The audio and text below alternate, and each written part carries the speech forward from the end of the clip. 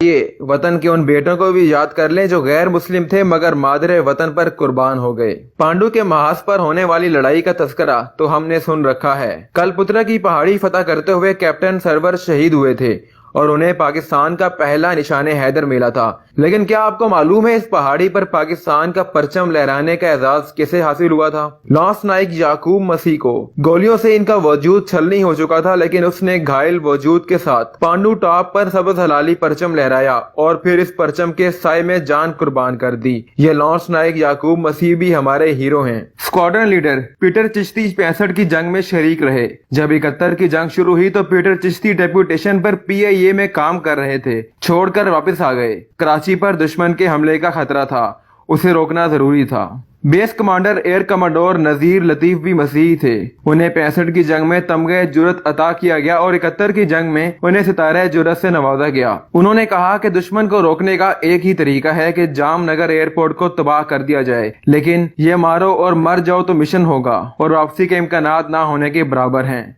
कौन जाएगा? पीटर चिश्ती ने कहा, इस दिन का तो इंतजार था, मैं जाऊंगा। इसी मिशन के दौरान पीटर चिश्ती वतन पर कुर्बान हो गए। Wing commander Mervyn Leslie middle court 65 की जंग में फ्लाइट लेफ्टिनेंट के तौर पर कराची में तैनात थे। दुश्मन ने कराची पर हमला किया तो उन्होंने भारत के 2 जहाज मार गिराए। इन्हें शहरियों की जानिब से कराची के मुहाफिज का खिताब किया गया। इन्हें 2 मरतबा सितारे जुरत अता किया गया। इत्तेफाक देखिए, 1965 की जंग में जिस मिशन पर स्क्वाड्रन लीडर पीटर चिश्ती कुर्बान हुए, 1971 में फिर वही मिशन दरपेश था। जामनगर के एयरपोर्ट पर हमला करना था और जिसने जाना था ये सोचकर जाना था कि मिशन से वापसी का कोई इम्कान नहीं। तारीख ने अपने आप को दोहराया। इस दफा commander Mervyn Leslie middle court ने मादरे वतन के लिए लब्बैक कहा और खुद को वॉलंटियर किया, हालांकि वो एक ही दिन पहले इर्दन से लौटे थे। कामयाब हमले के बाद वापसी पर भारत के मिग तैयारों ने उन पर हमला कर दिया।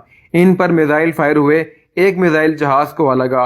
पाकिस्तान का एक और बेटा पाकिस्तान पर कुर्बान हो गया। इन्होंने इसराइल के खिलाफ अरबों की जंग में भी हिस्सा लिया और इर्दन के शाह हुसैन इनके बहुत मोतरिफ थे। शाह हुसैन ने बाकायदा दरख्वास्त की थी कि कमांडर मिडल कोर्ट के जिस्दे खाकी को तो आप पाकिस्तानी परचम में लपेट कर दफन करेंगे, लेकिन हमारी दरख्वास्त है कि कमांडर के सर के नीचे इर्दन का कौमी परचम भी रख दीजिए। ये एक अजीम कमांडर को हमारा खराजे अकीदत होगा।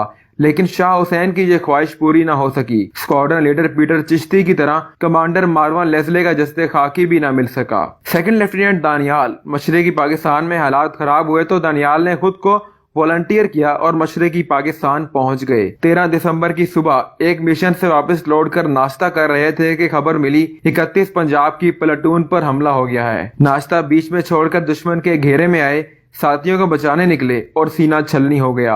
अस्पताल पहुंचे, ऑपरेशन हुआ, सीने से गोलियां निकाली गई। दानियाल ने डॉक्टर से कहा, ये गोलियां नहीं, ये सोवेनियर है, ये मेरी माँ को पहुंचा देना, और खुद मादरे वतन पर कुर्बान हो गए। कैप्टन मिखाइल विल्सन 1971 में छम्प सेक्टर में तैनात थे, जख्मी हुए और जान कुर्बान कर दी। रवायत है कि मादरे वतन पर कुर्बान होते वक्त भी वो अपने लिए नहीं अपने वतन की सलामती के लिए परेशान थे।